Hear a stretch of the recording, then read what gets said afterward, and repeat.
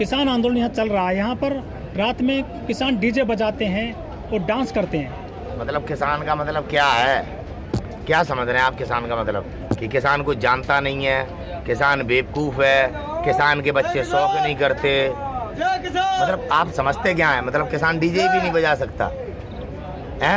DJ बजाने के लिए क्या बनना पड़ेगा, आईपीएस या प्रधानमंत्री? वो कहते हैं किसानों के कल्चर में नहीं है चीज़ें। कौन कहता है? कल्चर में तो ये भी नहीं है कि एक साधु सन्यासी उत्तर प्रदेश का मुख्यमंत्री बन जाए। कल्चर में तो ये भी नहीं है। कल्चर में तो ये भी नहीं है कि अपनी पत्नी को छोड़ दो, दूसरे की पत्नियों के हाथ पकड़ते फिरो।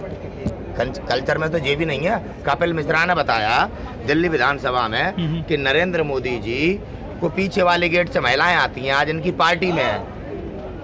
आज इनकी पार्टी में है या नहीं है कपिल मिश्रा? और उसने विधानसभा में जब बोला दिल्ली की में तो सच ही बोला होगा। कल्चर में तो ये भी नहीं है, लेकिन प्रधानमंत्री जी कर रहे हैं। कल्चर में तो ये भी नहीं है कि आप दुनिया की दुख और दरिद्र की बात करते हैं। हमारे 38 किसान शहीद हो चुके हैं। अगर आपने मन की बात में नाम भी लिया हो, आप बताइए। कल्चर में तो बहुत कुछ नहीं होता है। जो सवाल उठाते हैं उनसे आप कभी सवाल तो आप करते नहीं। अब जैसे आंदोलन है, अब प्रधानमंत्री जी आज कहते हैं हमारे संविधान के अधिकार कुचल रहे हैं प्रधानमंत्री जी की, यहाँ पे आंदोलन में स्टूडेंट शामिल नहीं होंगे, कि कॉलेज के फलाने शामिल नहीं होंगे, कि मुसलमान शामिल नहीं होगा। आंदोलनों से आज़ादी मिली है। कभी आपने आंदोलन में किसी के शामिल होने पे प्रतिबंध देखा है? भाजपाइयों ने कितने आंदोलन करे हैं? कभी ऐसा कहा गया कि फलाना नहीं जाएगा, ठिकाना नहीं जाएगा? आंदोलन जनता का है, ये हमारे अधिकार हैं। आज़ादी हमें आंदोलन से मिली है। आपके वीडियो के माध्यम से देश के प्रत्येक नागरिक से कहना चाहता हूँ, जो डर गया वो मर गया। ये आंदोलन था, आज क्रांति बन चुका है। आज़ादी पर हमला हो रहा है, अपनी आज़ादी को बचाने के लिए हम यहाँ पे हैं। तो क्या किसान आज़ाद नहीं है क्या देश में? कहाँ आज़ाद है? आप कैमरे पर लेने गए होंगे, एमआरपी पड़ा होगा, कंपनी ने डाला होगा। हमारे गेहूं पे एमआरपी हम डाल नहीं सकते, हम कैसे आज़ाद हैं? हमसे गेहूं लेके उद्योगपति कितना भी महंगा बेचेंगे, आज़ाद तो वो हैं, हम कहाँ आज़ाद? हम तो नौकर हैं। तो सरकार यही तो कहती है कि किसानों को अब आज़ादी मिलेगी कानून से। सरकार उल्टा कहती है आज़ादी कहाँ से मिलेगी? नरेंद्र मोदी ने बिल तो बनाया नहीं, बिल बनाया अंबानी अडानी के जो सीए है ना, सीए पढ़े लिखे, इनके पास बड़े बड़े सीए हैं जो काले धन को सफ़ेद करते हैं। अब कैसे ली जाए उद्योगपतियों की ज़मीन? साधारण बिना पढ़े लिखे किसान को बता देना चाहता हूँ, आज का अर्जुन देखना, अमरीश पुरी का रोल, ऐसे ली जाएंगी ज़मीन जो पढ़े लिखे नहीं है उनके लिए। पढ़ा लिखा बेवकूफ़ बनना है, उसका प्रमाण है कि रेलवे छिन गई, LIC छिन गई, भारत पेट्रोलियम छिन गई, जीवन बीमा छिन गया। अब आपकी जो ज़मीनें भी छीन लेंगे, बाद में भीख मांगेंगे हम और आप, इन पढ़े लिखे लोगों के कारण। आज पढ़ा लिखा नागरिक घर में बैठा है, ये याद रखना, बच्चे कोसेंगे जिंदगी भर, जिंदगी भर। लेकिन जो सरकार से 6 दौर की वार्ता हो चुकी है, सरकार तो टस से मस नहीं हो रही है। कानून बनाना मोदी जी की मजबूरी है। चुनाव लड़ाया है उनने, पैसा खर्च किया है। अब आप देखिए 4G का स्पेक्ट्रम जब दिया था, फ्री में दे दिया, जिसके कारण हमें 1 साल जियो फ्री में चलाया। समझना पड़ेगा देश को कि वो फ्री में नहीं था। 3.5 लाख करोड़ माफ़ हो गया, 3.5 लाख करोड़ माफ़ हो गया। बैंक कर्जे में डूब गए, ठीक है। बाबा रामदेव का कर्जा माफ़ हो गया, भगोड़ों का कर्जा माफ़ हो गया। ये जब उद्योगपतियों ने चुनाव लड़ाया तो ये प्रधानमंत्री हमारा है ही नहीं। और चौधरी चरण सिंह जी ने जब प्रधानमंत्री बने थे 79 में, तब मंच पे खड़े होकर कहा था, आपका भारत का मीडिया आपके प्रधानमंत्री का प्रचार करने लगे तो आप समझ लेना प्रधानमंत्री उद्योगपतियों के हाथों बिक चुका है। आज मीडिया की भूमिका ये है कि मीडिया सरकार से सवाल ना करके जनता पे आरोप लगा रही है। सरकार के जो कानून के खिलाफ हम हैं तो आज हमें ही आतंकवादी खालिस्तानी कह रही। कभी मीडिया ने लौट के ये कहा कि संसद में आतंकवादी है साध्वी प्रज्ञा सिंह ठाकुर? हम पे आरोप लगाना आसान है क्योंकि हम जनता हैं। सरकार हमारे अधिकार को चल रही है। अपने गलेवान में झांको, गृह मंत्री तड़ीपार है, किसान कोई तड़ीपार नहीं है। यहाँ एक भी आईडी ऐसे निकाल दी जाए जो अपराधी तड़ीपार या खालिस्तानी हो, आप मुझे बताएं। क्या सर जो देश की मीडिया है, जो राष्ट्रीय मीडिया कहा जाता है, क्या वो भी दबाव में काम कर रहा है आजकल? प्रमाण देखिए, देश का मीडिया दबाव में काम नहीं कर रहा है, सरकार के लिए काम कर रहा है, जनता के लिए काम नहीं कर रहा। मीडिया का कार्य है सरकार से सवाल पूछना, जनता की आवाज़ सरकार तक पहुंचाना। मीडिया कर रही है सरकार की राजनीति जनता को सिखाना, सरकार के द्वारा जो भ्रमित करना है, मीडिया आज वो कार्य कर रही है। मीडिया कभी जज लोया की हत्या पे बात नहीं करेगी। मीडिया करती है बात नड्डा की कि नड्डा पे हमला हुआ। जज लोया के हमले की बात क्यों नहीं करती? मीडिया ये क्यों नहीं बताती राजनाथ सिंह से जब गृह मंत्री थे, पुलवामा का हमला हो गया, इस्तीफा दे दो। भाजपाइयों ने कितने इस्तीफे लिए हैं। जब कसाब ने हमारे मुंबई में आक्रमण किया था, हमला, तो मुंबई के मुख्यमंत्री ने इस्तीफा दिया, भारत के गृह मंत्री ने इस्तीफा दिया। सेना जब भारत के गृह मंत्री से कह रही थी हम बाई एयर से जाना चाहते हैं, ये डिफॉल्ट है देश की सरकार का, भारत के गृह मंत्री राजनाथ का, जो आजकल अपील कर रहे हैं किसानों से 2 साल के लिए बिल लागू हो जाने दो।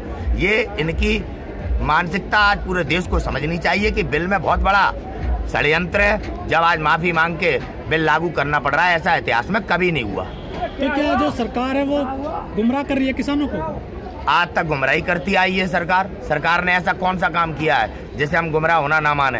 अब जैसे धारा 370 का ही ले लो, जब तक जम्मू कश्मीर के पार्लियामेंट की सहमति नहीं होगी विधानसभा से, वहाँ पे बहुमत से जब तक नहीं हटेगी तब तक वो हट नहीं सकती। हम भ्रमित हैं, आज जश्न मना रहे हैं, आज फेक है ये सब कुछ। आगे आने वाले समय में जब हाई कोर्ट या सुप्रीम कोर्ट इस देश की न्यायपालिका न्याय करेगी तो धारा 370 नहीं हटी है। ये भी एक फेक, जैसे कोरोना है ऐसी धारा 370 के नाम पे देश का हिंदू गुमराह है। सच्चाई ये है, हकीकत ये है, तभी तो सुप्रीम कोर्ट आज तक सुन नहीं रहा, क्योंकि न्याय करेगा तो फंस जाएगा।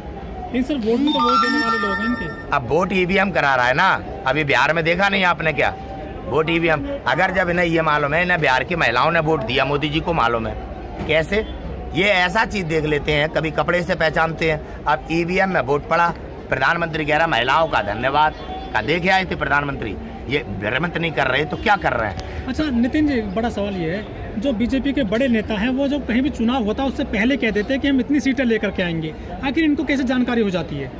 ईवीएम हटा दें, एक बार चुनाव करवा लें, मालूम पड़ जाएगी कितनी जानकारी है। ईवीएम सेट है, अच्छा, मशीन है, दुनिया के देशों ने उसका बहिष्कार किया है। वो देश बेवकूफ़ है, जिस देश ने ईवीएम बनाया उसने बहिष्कार कर दिया, ठीक है, कि ये बेईमानी है। भारत देश की ऐसी प्रधानमंत्री की राष्ट्रहित सर्वोपरि है, देश हित सर्वोपरि है, पारदर्शिता के स्वामी। आज जब सभी पार्टियां और पूरा भारत कह रहा है ईवीएम आप प्रतिबंध करो, क्या दिक्कत है प्रधानमंत्री को?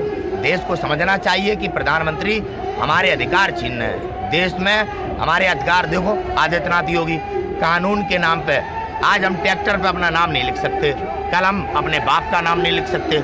आज जो ऐसे अध्यादेशों को मानना है वो अपने आप को इस देश का स्वतंत्र नागरिक ना समझे।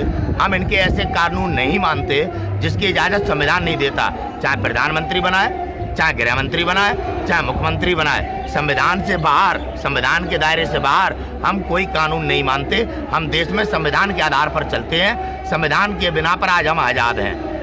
सर लंबा खिंचता जा रहा है आंदोलन, सरकार भी बात नहीं मान रही है, कहाँ तक जा सकता है आंदोलन? आंदोलन अपना अधिकार लेके जाएगा, गंदी राजनीति को जवाब देंगे। धोखा हुआ देश के साथ, हम पीछे नहीं हटने आए हैं। नरेंद्र मोदी जी का ये वहम अपना दूर कर लें, कानून वापस लेना पड़ेगा, यही विकल्प है सरकार के पास। और एमएसपी पे कानून बनाना पड़ेगा, जो वादा इन्होंने किया था। हम अपने हक लेने आए हैं, हमारे अधिकार हैं, ये हमारा जो संस्कार है, हमारा जो इतिहास है और हमारा जो एक मौलिक अधिकार है, हमारी सभ्यता से भी, हमारे धर्म से भी।